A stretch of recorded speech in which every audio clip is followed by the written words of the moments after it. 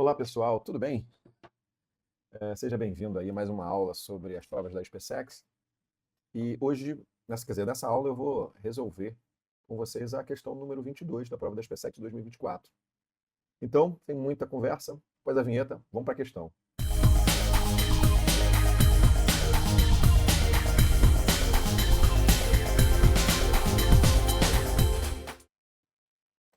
Bem, pessoal, tudo bem com vocês? Então, a questão de hoje é uma questão que é uma pergunta sugestiva, né? Qual dos recipientes a pressão de um certo líquido é maior na base, né? Então a gente já nota aí que temos três recipientes, cada qual com seu formato diferente, mas eles mantêm a mesma altura. Mas antes da gente falar sobre isso, sobre essa questão, vamos ver a questão na íntegra, né? O que diz a questão? Vamos lá. Então, é uma questão 22, para quem me acompanha aí, eu já falei, eu resolvo geralmente as questões da prova A, né? Então é 22 da prova A.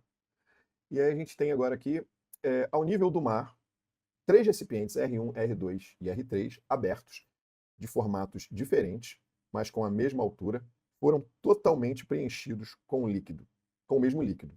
Sabendo que as áreas da base de R2 e R3 são iguais entre si e menores do que a área da base R1, e que a área do topo de R2 e R1 são iguais entre si e menores que a área do topo R3, podemos afirmar que.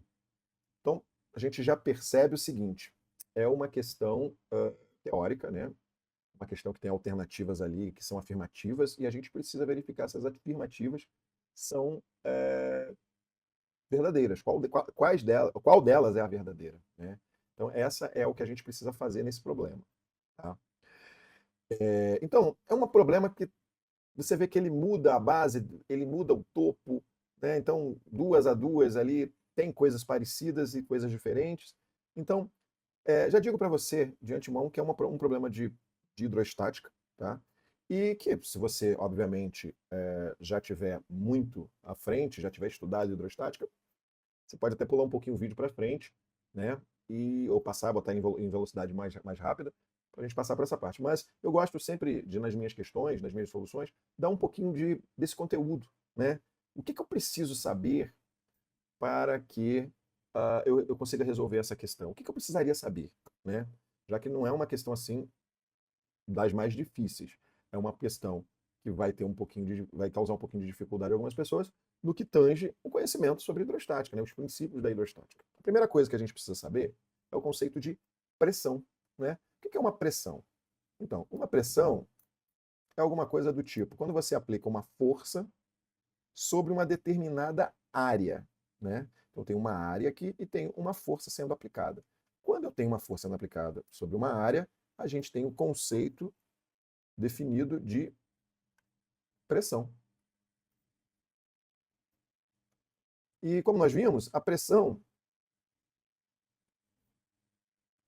ela vai ser a força aplicada sobre a área, né? A unidade padrão disso aqui, né, no Sistema Internacional de Medidas, no SI,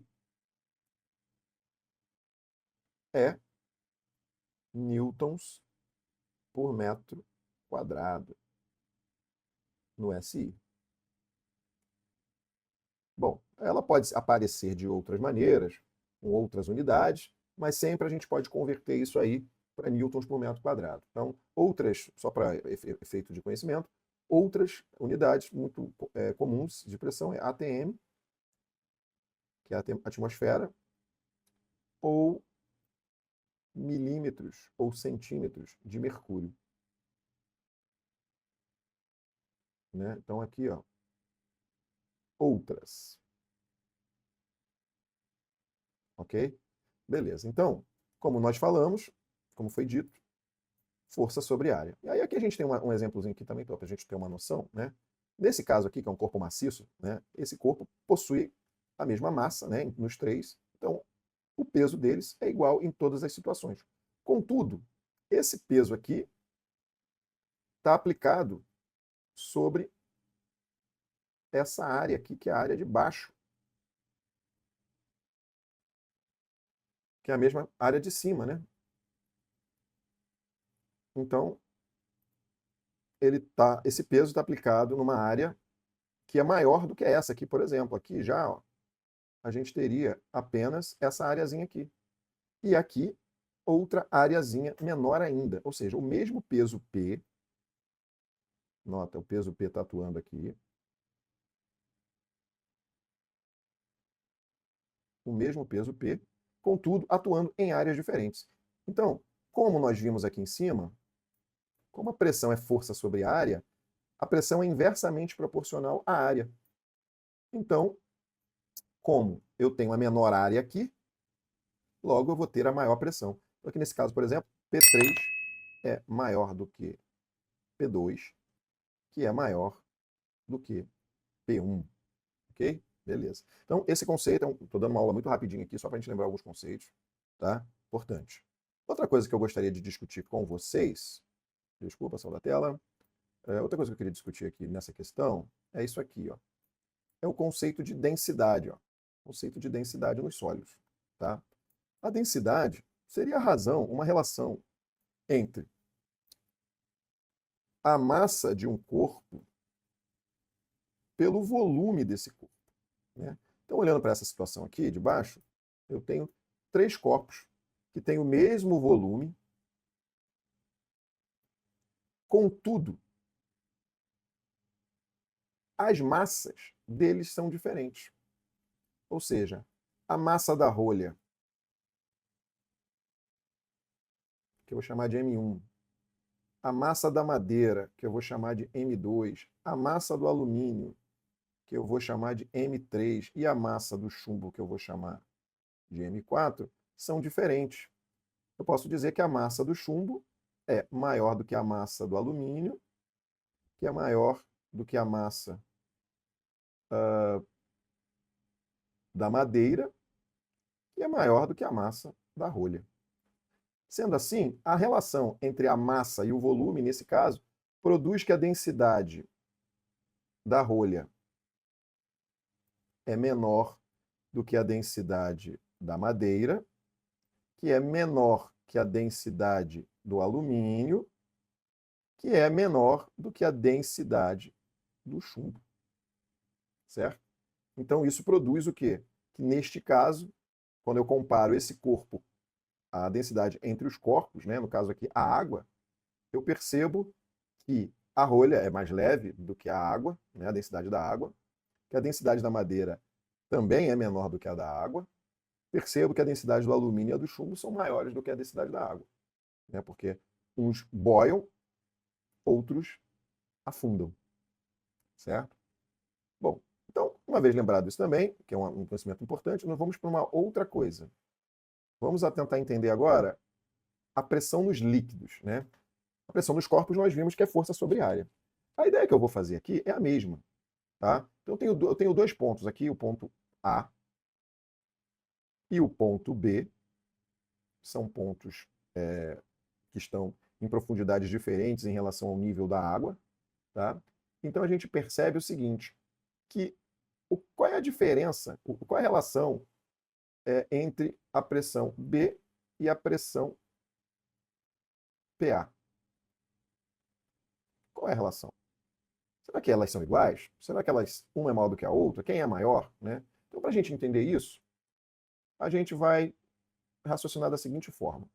Imagine que eu possa pegar um punhado de água aqui, imaginário, que caiba dentro desse cilindro aqui.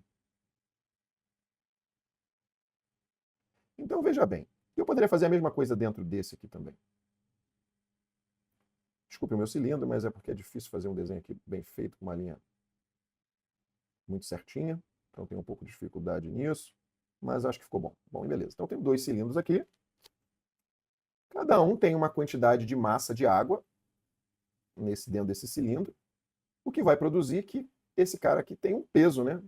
Então, aquela água ali tem um peso, que é massa vezes a gravidade. E elas estão atuando sobre uma área, né? Uma área. Então, tá aqui, ó. Vou ampliar um pouquinho. Aqui está a área, né? Então, aqui eu tenho uma área. Ok.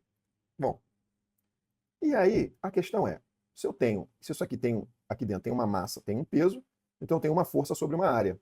Logo, eu posso falar que a pressão PA seria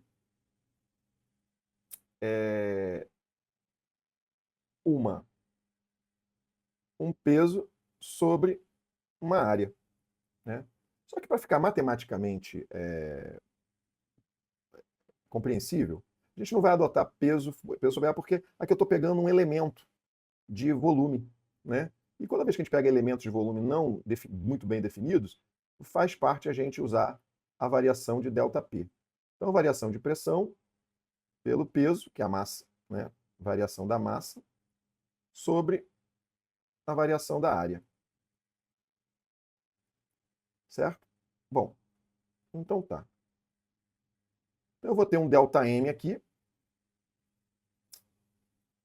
Vou ter um ΔM aqui, vezes a gravidade, um valor constante, sobre uma variação de área.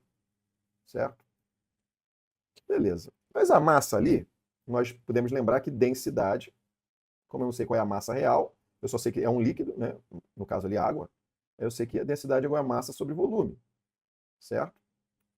Donde massa é densidade vezes volume. Como eu tenho um elemento de massa, né? Então o que eu vou ter aqui?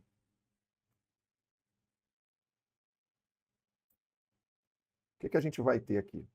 A gente vai ter que ΔP é igual a D vezes ΔV vezes G, né? Porque era massa vezes a gravidade. Então agora aqui, fechou. Temos a variação de área aqui embaixo. Continuando nosso raciocínio, nós temos que ΔP vai ser igual a D vezes ΔA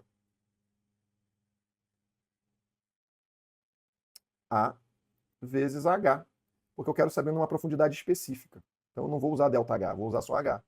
Sobre ΔA. Bom, ΔA corta com ΔA. Sobrou o quê? Que ΔP é igual a D vezes G vezes H. E ΔP é P igual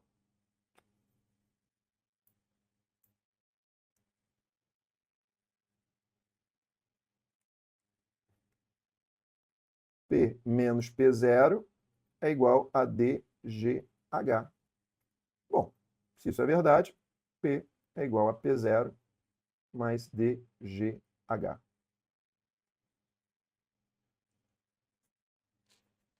Uma vez feito isso, rapaziada, nós temos agora o que nós chamamos de lei de Stave. Lei de Stave. Ok? Essa lei diz que a pressão depende apenas da profundidade do líquido. E quem é o P0? Vamos voltar lá no desenho. O P0 aqui, cara, seria aqui em cima dessa linha de líquido, tem o ar, né? Logo, nós temos uma pressão atmosférica. Olha lá, pressão atmosférica, que atua aqui e atua aqui. Certo? Então, no nosso papelzinho lá de cima, que eu escrevi, cheguei a colocar alguma coisa aqui. Não, está aqui embaixo. Ó, lei de Stave. Lei de Stave é P igual a P0 mais DGH. Ou seja, a pressão depende da profundidade apenas. Então, voltando ao nosso problema, né? O que a gente tem?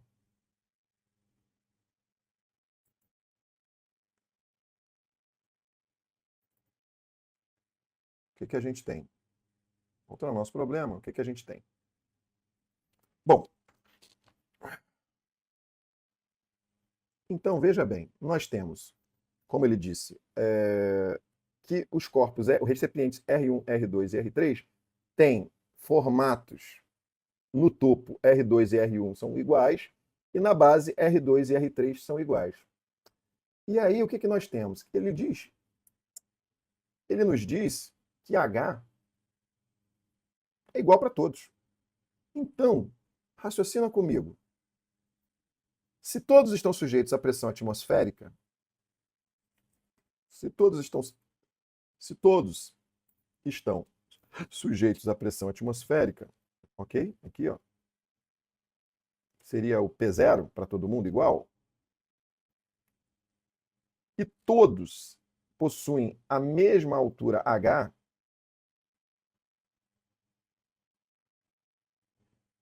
o que a gente pode concluir, né? A gente pode concluir que, segundo a lei de Stave, a pressão dentro de um líquido só depende da profundidade. Como a profundidade é a mesma, independente da base, né?